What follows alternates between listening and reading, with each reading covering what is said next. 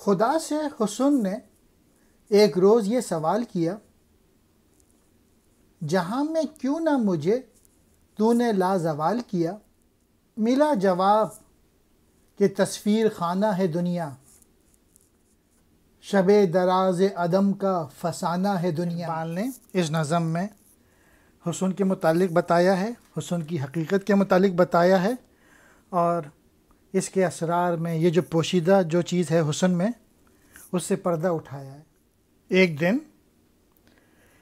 اللہ تعالیٰ سے حسن نے سوال کیا، ہر شے پہ قدرت رکھنے کے باوجود اللہ تعالیٰ تو نے مجھے لافانی کیوں نہیں بنایا؟ تو اللہ تعالیٰ نے جواب دیا، یہ دنیا ہی پائیدار ہے اور کسی بھی چیز کو بقا حاصل نہیں۔ تصویر خانہ، اس سے مراد ہے دنیا۔ عدم کا فسانہ، دنیا کی کوئی حقیقت نہیں ہے۔ شب دراز عدم، فنا کی لمبی رات، ہوئی ہے رنگ تغیر سے جب نمود اس کی، وہی ہنسی ہے حقیقت زوال ہے جس کی۔ کہیں قریب تھا یہ گفتگو قمر نے سنی، فلک پہ عام ہوئی اختر سحر نے سنی۔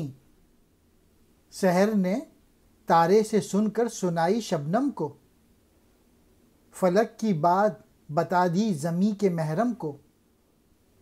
بھر آئے پھول کے آنسو پیام شبنم سے، کلی کا ننھا سا دل خوں ہو گیا غم سے۔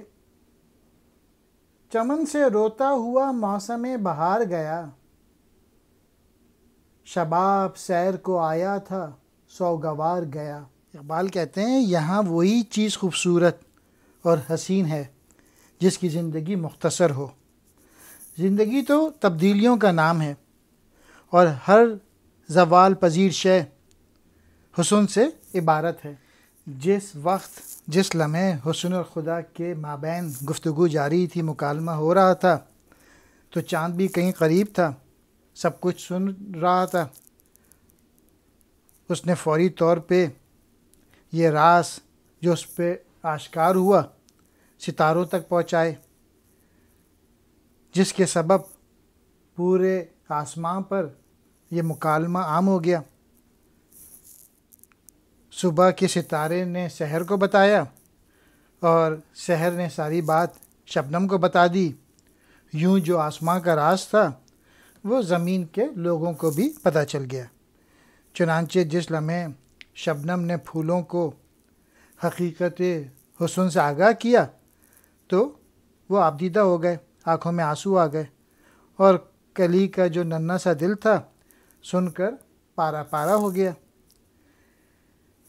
یہی نہیں بلکہ جو موسم بہار بھی تھا وہ بھی رونے لگا، اور وہ روتا ہوا چمن سے رخصت ہو گیا، اور شباب بھی غم زندگی کے عالم میں منزل فنا کی جانب چلنا شروع ہو گیا۔